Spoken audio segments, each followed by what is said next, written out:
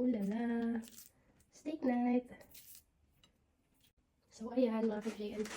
Dahil it's Friday, pag-isipan po namin mag-steak tonight. Homemade by Jomar. Jomar! Tipid hacks. Sa bahay mag-steak.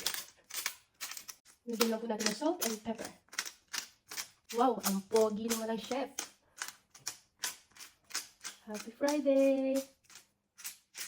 Wala po itong kahirap-hirap gawin kasi ma-microwave lang at lalagyan ng butter, salt, and pepper.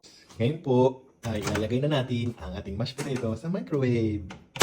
Ito po ay pipindutin natin ng 4 minutes. After po, i-microwave ang patatas, ready na po siya. Gawing mashed potato, lalagyan lang po natin ng butter, tapos halu-haluin po natin.